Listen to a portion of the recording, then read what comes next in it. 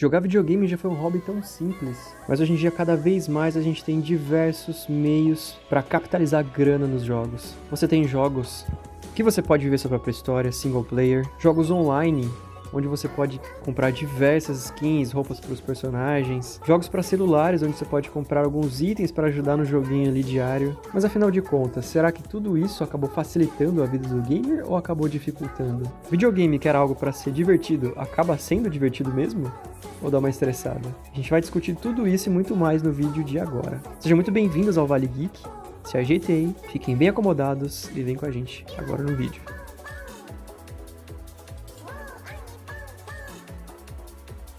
Hoje em dia, ser nerd, ser geek, é uma coisa maneira, uma coisa cool. Na minha infância e pré-adolescência ali, morando no interior de São Paulo, como era difícil gostar dessas coisas. Apesar de que muita gente vê como pessoas que jogam serem alienadas, existe essa parcela, só que não tem nada a ver. A questão do jogo pode ser um gatilho para a pessoa ser alienada ou não, ela pode ser alienada com qualquer outro tipo de assunto. E como antes o nerd era visto como algo bem excluso da sociedade, mainstream, principal, hoje em dia já não é mais bem assim, principalmente nos grandes centros urbanos.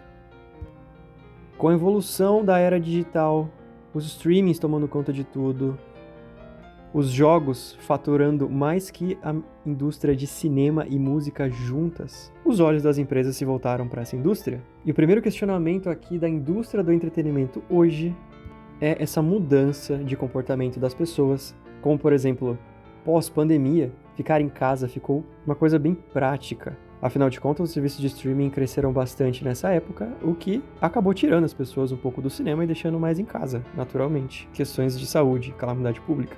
E isso sim afetou os games, como por exemplo, temos diversos serviços que você paga um valor cerca de R$60 para se divertir ali e ter um catálogo gigante à sua disposição. E a gente pode levantar outro questionamento que é o seguinte, agora jogos, as empresas estão falando que o jogo não é mais seu, não tem aquela edição física, você comprou o jogo digital, ok, mas na verdade você está adquirindo uma licença para jogar aquele jogo, que na verdade não é seu. Isso é uma coisa boa, uma coisa ruim? Olha, para alguns colecionadores pode ser uma coisa ruim, para aqueles que são mais nostálgicos, porém a evolução natural das coisas, mais serviços, a indústria dos jogos vai ditando essa regra também. Vamos falar aqui agora o segundo argumento sobre a questão de preço. Os jogos sim estão ficando cada vez mais caros, infelizmente, porém videogame nunca foi barato aqui no Brasil, né? Falando dos jogos originais. Só que um dos grandes motivos problemáticos que tivemos em relação aos preços foi a Nintendo, que por elevar o preço de lançamento dos jogos de Switch 2, Sony e Microsoft foram na onda e jogaram o preço lá para cima, considerando o lançamento de R$300 aqui no Brasil.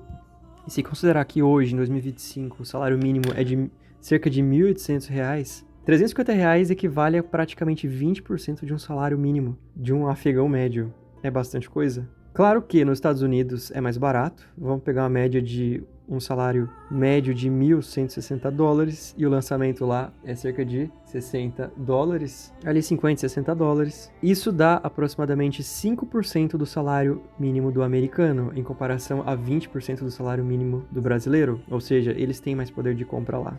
Isso acaba dificultando um pouco as coisas. Você precisa escolher bem o jogo que você quer jogar. E isso vai de encontro ao próximo argumento, que são as polêmicas envolvendo o mundo dos games. Polêmica essa que há um tempo atrás o canal Voxel acabou levantando a bandeira, foi interessante a discussão levantada ali. Apesar de que a galera do Voxel fala que a galera tá reclamando muito sobre os jogos. Essa geração só tem gente fresca e eu digo mais, vocês odeiam videogame. Eu nunca vi uma geração de jogadores tão sensíveis, chorões e chatos como essa de agora. Mas afinal de contas, como a gente viu aqui que um jogo lançamento custa 20% do salário, não é interessante a gente ter um senso crítico e escolher bem os jogos que a gente quer jogar?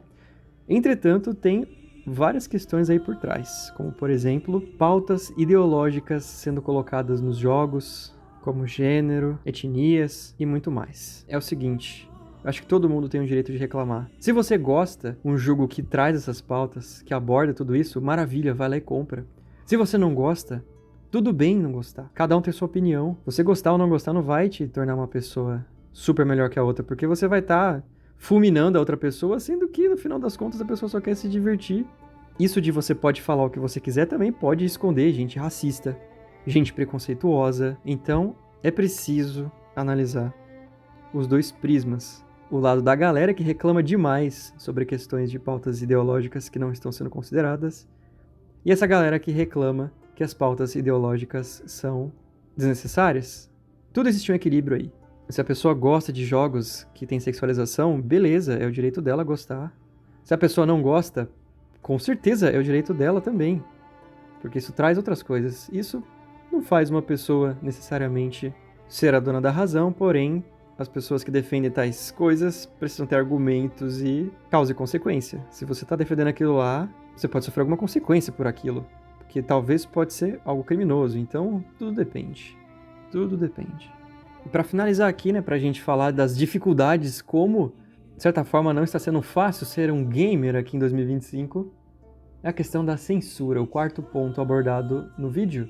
Recentemente começou a ter um boicote, várias censuras em massa na Steam e de outras plataformas de jogos para maiores de 18. Um grupo de ativistas chamado Collective Shout está pressionando as plataformas para retirar conteúdos que, de acordo com eles, são jogos de abuso, violência e um monte de coisa.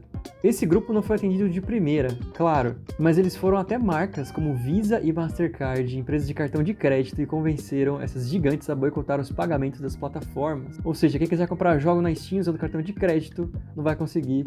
Isso significa uma fatia imensa de renda da plataforma.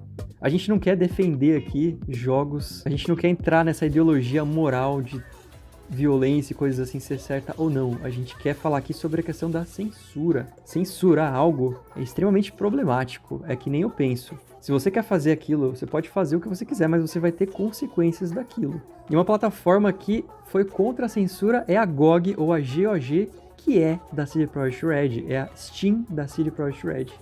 Tanto é que nesse período de boicote, eles não retiraram os jogos maior de 18 deles do catálogo e até disponibilizaram uns joguinhos maior de 18 de graça por um tempo.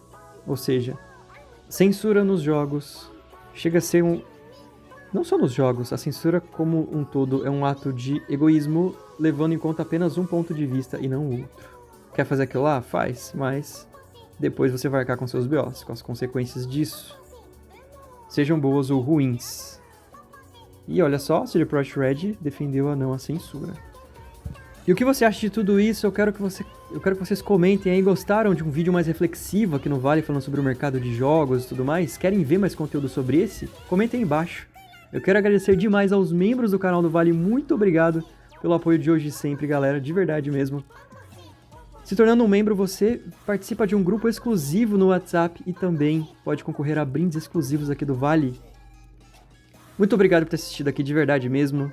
Se você não é inscrito no canal, se inscreva no canal, deixa aquele like e ativa o sininho para não perder as notificações. Um grande abraço, valeu e até a próxima.